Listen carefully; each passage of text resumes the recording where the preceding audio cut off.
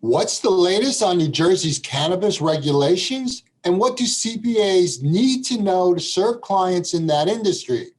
This is the IssuesWatch podcast.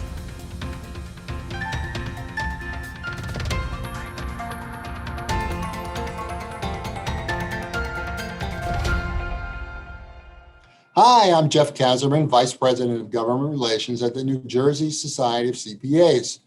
On August 5th, the NJCPA held its first cannabis conference, which provided updates on the adult use cannabis industry and must-know information for CPAs looking to serve cannabis clients in any part of the supply chain. While much of the guidance was applicable to cannabis businesses in any state, there was one session that focused specifically on New Jersey. I'd like to share some excerpts from that session with you today. The session was moderated by Jelani Gibson, Assistant Editor and Content Lead at NJ Cannabis Insider, the sponsor of the session. The panelists included Jennifer Cabrera, counsel in Vicente Cedarburg's New York and New Jersey offices, where she focuses on licensing and regulatory matters. We also had Ed DeVoe, president of the NJ Cannabis Association. And rounding out our panel was Janice Kovach, mayor of Clinton and president of the New Jersey State League of Municipalities. To kick the session off, Melissa Dardani, the leader of the NJCPA Cannabis Interest Group, provided an update on legislation the NJCPA is strongly advocating for to provide a level tax playing field for cannabis businesses in New Jersey. Our Cannabis Interest Group wrote this legislation.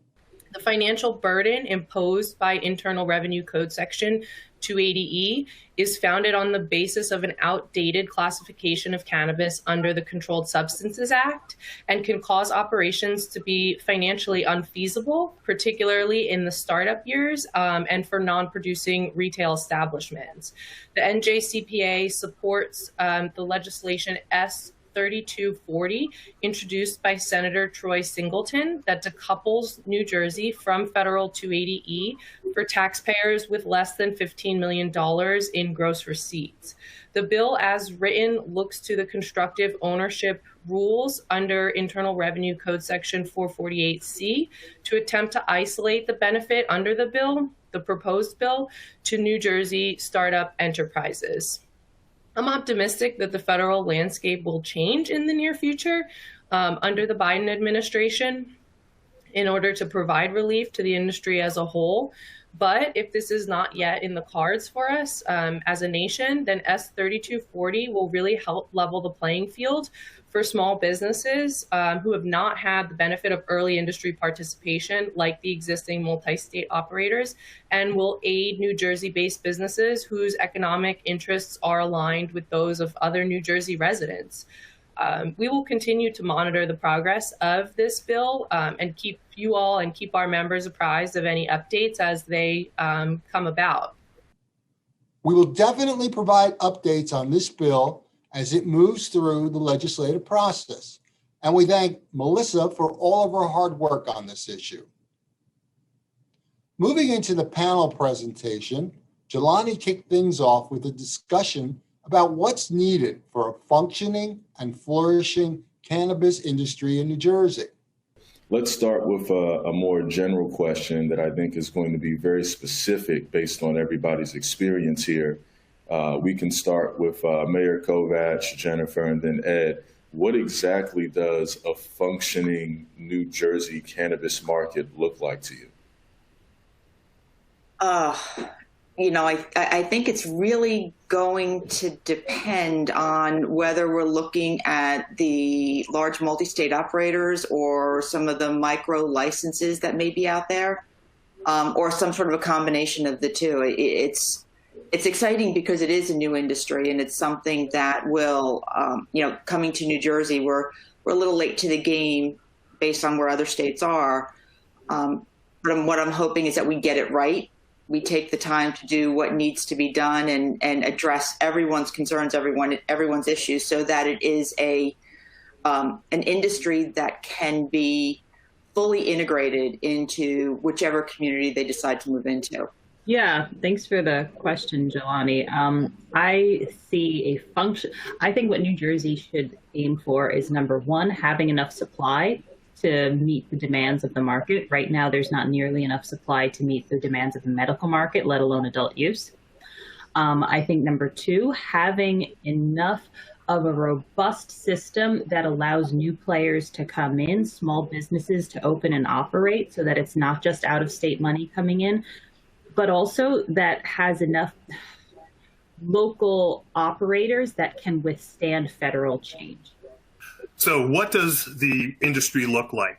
So speaking as the state's Cannabis Chamber of Commerce, two things. One is, I think that the businesses, whether it's retail or commercial, meaning cultivation or processing, becomes part of the fabric of the community that they're in.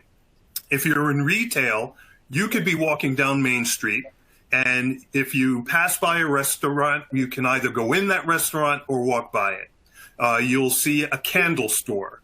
You can either walk in or walk by it. And as an adult, you're going to walk by a dispensary. You can either walk in or pass by it. And you won't think twice about it, because it will be part of the fabric of the community that it's in. The other aspect of the commercial side of things, to Mayor Kovach's point, we want to be able to see not just the high end, but we do want to see those businesses that are mom and pop, if you will, right? Most businesses that run the country are mid to small size businesses.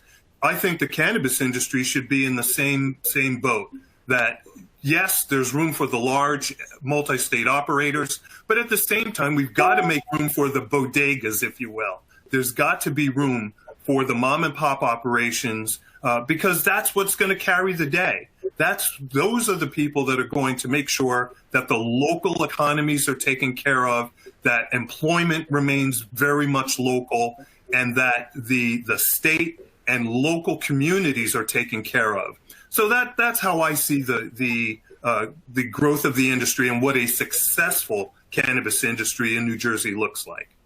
Next, Jelani focused on pending legislation at both the New Jersey and national levels. Ed, you've been pretty vocal, as always, about some improvements in the legislation that still need to be made in terms of actually making that vision possible. Go ahead and take us through some of that. Sure, Jelani. So there have been any number of bills that have been passed or introduced that affect the cannabis economy. One of the bills, well, first I'll start with the enabling legislation. So look, there is no such thing as perfect policy. So when you introduce legislation, it's a combination of catering to all sides. And I think that the enabling legislation did a good job of catering to many of the concerns that were out there, regardless of community, regardless of political affiliation. What I was concerned with in later days, let's take number one. First, I do applaud Senator Singleton's bill that decouples smaller businesses from 280E. I think that's brilliant. But I did have some real concerns about the bill that he sponsored and did get passed that allowed multi-state operators to invest in smaller businesses. We were talking about investment of pretty significant size. And so for me, when you look at these small businesses, they're going to jump at the access to capital, which is always a concern. But we always have to make sure that we don't turn this into vulture capitalism, that the loans that are going to the smaller businesses in the cannabis industry, in particular minority, women, and disabled veteran-owned businesses, that not only are they taking out a loan, and trust me, one of my biggest pet peeves was that people that were supporting that bill refused to use the term loan. They would always talk about a fund. and they kept talking about a fund, and half an hour later, after being pushed, they would say, yeah, it's a loan. So not only do we have this loan scheme kind of set up where if you borrow the money, but you got to pay the money back. And so what could start off as like a 15-year mortgage could balloon to a 30-year mortgage if you're not that successful. The other aspect of that business or that legislation was that it also gave you equity. So not only were you loaning the money, getting money paid back with interest, but then you got equity share into that minority business. So yes, I was really concerned about that. And so with that, I have had conversations with the governor's office. The authorities unit is working with our Cannabis Regulatory Commission, and we're talking about creating public access to funds. I know that the governor's notion of a state bank was very well received, and that cannabis industry should very much have been part of that discussion, but we do need to create other opportunities for capital without risking that small business. Next up is Jennifer. Besides tax reform, what are some other locally and national laws Vicente Cedarburg is keeping an eye on? Thanks. That's a tough one because it's a whole long list of potential new laws. Tax reform would be great. I think that's probably the single most helpful change that could come for business operators in the state. Like, I think a lot of landlords and vendors believe when they're dealing with a cannabis company that they're dealing with someone flush with money, basically as a license to print money, and it's not the case. So much gets paid in taxes. Let's put that to the side. Other issues that we're looking at, I would say at the local level in New Jersey, the cleanup bill allowing home grow. I would really like to see, I think we'd all really like to see that pass. That just seems only fair and equitable for people. I would like the cleanup bill to allow economic incentives. Right now, the law A21 excludes anyone from getting like economic incentives from the state, including like under the Farmland Assessment Act. So that really restricts your ability to like do outdoor cultivation if you're a farmer. Beyond that, also, like you're not able to participate if you are in an urban enterprise zone. Like these are state economic incentives that are really trying to help people, but now you're saying, no, they can't participate in cannabis. It doesn't seem right. Bigger picture, nationally, the big news is that the Senators Schumer, Wyden, and Booker have put forth their proposal for federal legalization. We're obviously tracking that really closely, and it would change the industry dramatically. One of the biggest issues with federal legalization is what effect it has on interstate commerce. The Schumer, Wyden, Booker legislation doesn't address it. It's silent, and it asks for public comment. But the fact is that a state like New Jersey could really be hurt by just the opening of state borders and the removal of any state protectionism that would come with that. Because why would you make a massive infrastructure investment in cultivation, manufacturing in a very small state when like a few years down the line, you can just import it from Oregon? So these are issues that need to come, but like they can be handled more sensitively. So it's interesting to see how it all plays out. And those are issues we're tracking closely. With the August 21st deadline looming for New Jersey towns to opt out of the cannabis operations, Jelani turns to Mayor Kovach. And I'm pretty sure everybody's wondering what is on the League of Municipalities' mind as the deadline approaches. That's a good question. You know, New Jersey's got 565 municipalities, and each one has its own opinion on where they're going and what they're doing. You know, I think the overall approach is we're here to support all the municipalities, whether they decide to opt in or opt out.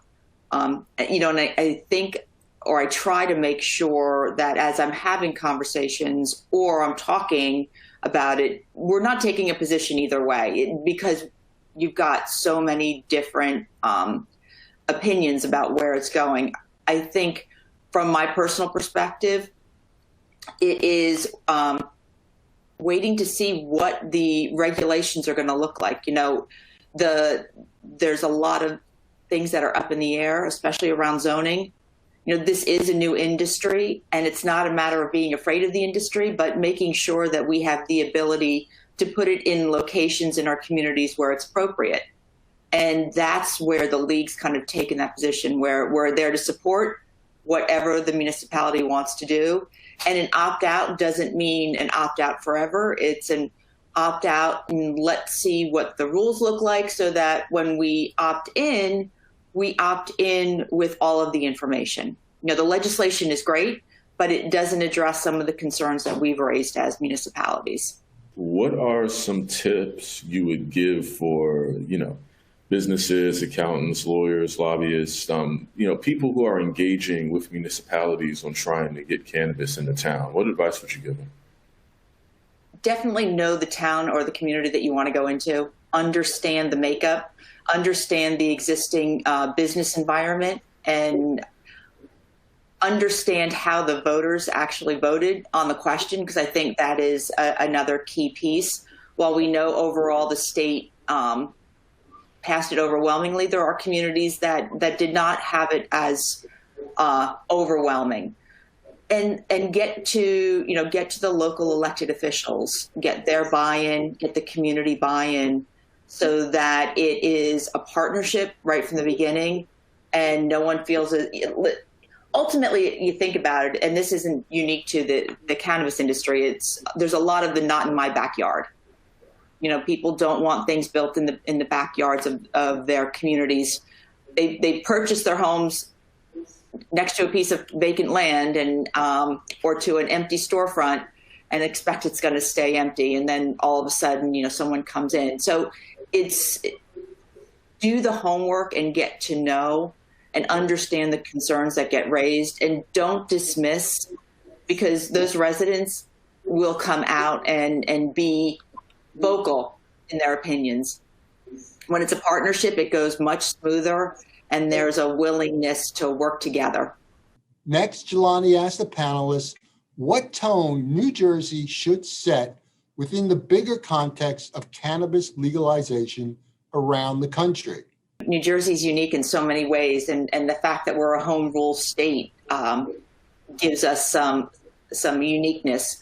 But I think it's that openness. It's the fact that we voted overwhelmingly overall to legalize, and showing others that this isn't about being afraid of the industry, but the fact that we are open to it, but we want to get it done right. We want to make sure the operators that we're dealing with are good community partners. And, from the local perspective, I think that's a best practice that we can share, that we are, we're open, we're willing, and, we make it about working together and not an us versus them. I would agree with that. So I think that one thing, so New Jersey is many things. But one thing about the people here is we hustle. You have to fight to survive in this state. So if you are going into this, we're scrappy and you've got to work. It sounds cliche, but I honestly think there's a sort of attitude that's infused in the state. One difference I see between New Jersey and a Massachusetts is in Massachusetts, there was a sort of puritanical aversion to cannabis as just no, that's something bad. I don't approve of it. New Jersey doesn't have that culture in the same way. I think maybe because we're not part of New England. I think there's much more of a live and let live kind of attitude. And if you can make your business work, go for it. There's definitely the NIMBYism of I don't want it right next to me. If you can make it nice, I think people could come along. And I think that goes also to what Mayor Kovacs was saying about winning over your community, which is so true. If you have neighbors who hate you, win them over, because otherwise they will make your life miserable. So it's figuring out how do you ingratiate yourself to the people you're going to be around, and how do you work with them? No, Jennifer, I think I love it. That was so spot on. As I like to say, in New Jersey, politics is a contact sport. you were so on top of it, and that's why one of the areas that I think that we can lead in the nation is the fact is the fact that we are part of a regional economy. I think that what we show the rest of the nation is how we operate, and successfully so, in a tri-state region. So whether it's New York, New Jersey, Pennsylvania, or New York, New Jersey, Connecticut, as I've always said, that people ask, in particular, how will New Jersey survive if? Well, look, Connecticut has passed legislation. New York has passed, although they're struggling a little bit more these days about getting it done. But we have always had a regional economy, whether it's sports and entertainment, whether it's dining, whether it's the casino industry. We've always been part of a regional economy. So I think what New Jersey has to offer is this success in a new industry, the cannabis industry, in a regional setting. And I think that we are well poised to do that. Not only are we leading the way with the establishment of our CRC, the quality of our CRC, and our ability to introduce and get legislation passed almost at will, I think that we are very much a regional player, and we can show the rest of the nation how we do it right. A question came in from the audience about whether there are any free, easy to understand cheat sheets for licensing requirements in New Jersey. We're in New Jersey. Is there anything that's ever well, everything is condensed. I don't know about the easily. There's a couple of different. I know the League of Municipalities has some information that we put out on our website. The Cannabis Advisory Group has done. I mean, all of the organizations. Is anything easy? It's all relative when you're dealing with licensing in New Jersey. But I think any one of our organizations would probably have something up that's, at least condensed. Yeah. And I'd say most law firms have some sort of summary of the law and what we know to date that they can give you if you pay them. All right, so Ed, I guess you're the Lone Ranger here. Is there any free resource that the NJCPA is putting together? We don't have anything as of yet with respect to, especially, and we have to be careful between with the difference between what the law says and what licensing requirements will be. I have seen in the chat feature that people are asking, well, how do I get a license for, or what do I do for this? A lot of that is still pending. Many of the questions with respect to how do you get is still part of what the CRC is, in fact, endeavoring to provide on August 21st. And just to kind of jump ahead to the question, is the 21st the date? And again, our conversations with the governor's office our relationship is fantastic. So August 21st is in fact a hard and fast date. And so many of our questions with respect to licensing and how you get those licenses and the licensing process, what will the RFAs or requests for applications look like, are still pending. We'll wrap things up with this question that Jelani posed to the panelists. Can all of you tell me the top question on your mind, the top question on your mind as all of this plays out? Let's go ahead and start with Jennifer. Will there be adult use licenses? Will there be adult use license applications available in September or October? That is my top question. Or are they going to kick that down the road? I'd ask, when are the 2019 medical licenses going to be identified? I think that for a lot of us is the next question, and then we can look at the adult use. But what does the 2019 licensing look like? And I would ask if we will, in fact, have another medical round. I think we've all heard of the shortage of supply and quality of supply in some cases, and so we've never ever talked about how we and rightly so, and a good thing. We are not disbanding or abandoning the medical community, the patient community, because that's how we got here. So we always want to keep them at the forefront. So my question is, will we have another medical round before we do anything else? It certainly is going to be interesting to see how the regulations roll out in New Jersey. CPAs should continue to stay up to date and consider providing services to the cannabis industry. One way to do this is by joining the NJCPA Cannabis Interest Group.